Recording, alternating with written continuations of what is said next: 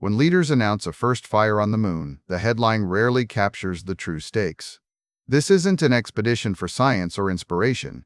It is a strategic land grab designed to lock down resources before rivals can contest it. The question is, who designs the incentive, what option looks rational on each side, and why this move reshapes global power dynamics more than any treaty ever could. For decades, we have viewed space exploration through a romantic lens of flags and footprints. But that era ended in 1972 when Apollo concluded. The political goal was met. The United States had beaten the Soviet Union to the lunar surface during the Cold War. Once the symbolic victory was secured, there was no strategic reason for humans to return. We left the moon silent and empty because it offered nothing of immediate utility compared to the cost of getting back there. That changed with Space Policy Directive, one signed in December 2017. The strategy flipped from a Mars-first sprint focused on prestige to a sustained lunar presence driven by hard economic logic.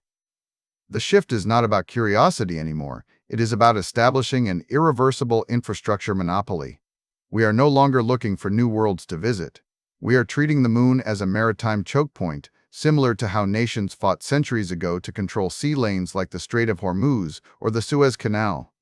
Just as those locations determined who could trade and move goods across oceans, Cislunar space is now the essential transit hub for all future deep space activity.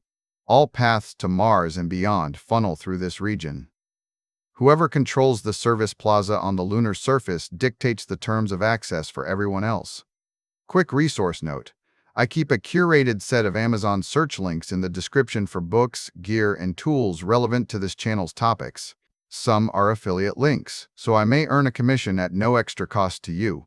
Please consider supporting the channel by using those links if you find something useful. The primary driver for this new race is not data collection but securing exclusive rights to critical resources that are abundant here but scarce elsewhere. The most cited asset is helium-3, a rare isotope found in abundance in lunar regolith that does not exist naturally on Earth's surface. This substance is the potential key to advanced quantum technologies and future fusion energy reactors. Securing access to it offers a strategic advantage over competitors who lack domestic sources. However, the more immediate leverage comes from water ice buried in permanently shadowed craters near the poles. Water ice changes the economics of space travel entirely. To launch 1 pound of material from Earth costs approximately $220,000. This prohibitive price tag has limited human expansion to low orbits for half a century. If we can process lunar water into hydrogen, oxygen, and metals in situ, we create a refueling station that slashes the cost of deep space transport by orders of magnitude. A power controlling this resource effectively holds the keys to the highway system of the solar system. They become the toll booth operators who decide which nations or corporations get to move forward at what price.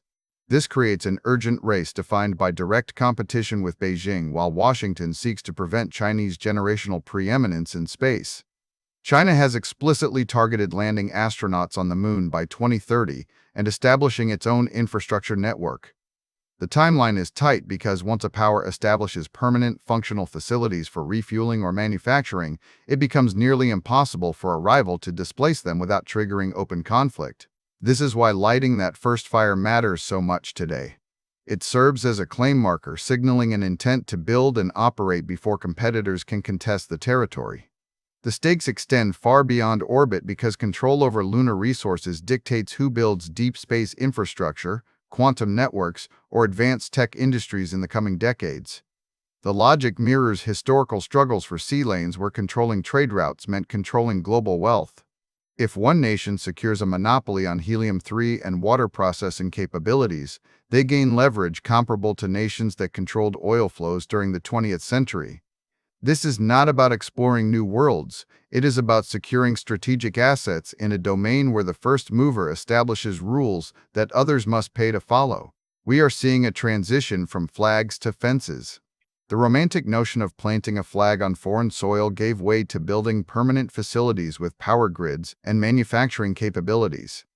The current Artemis program represents this shift, prioritizing sustainability over speed, because only sustained presence can enforce the monopoly required for strategic dominance. Without it, any attempt at deep space exploration remains tethered to Earth's gravity well by the sheer cost of transport. The viewer must understand that scientific milestones read in headlines are actually tactical moves in a geopolitical chess game. The urgency behind NASA's aggressive timeline is not driven by curiosity, but by fear of being locked out of future space economics by rivals who arrived first. Just as the Strait of Hormuz controls fertilizer and energy flows on Earth, controlling lunar resources dictates the economic trajectory of the next century. Thanks for watching all the way to the end. I am a one-person team working hard to make each video better than the last. Subscribe if you found value. It is the best way to show support. Drop a comment with your biggest takeaway. See you in the next video.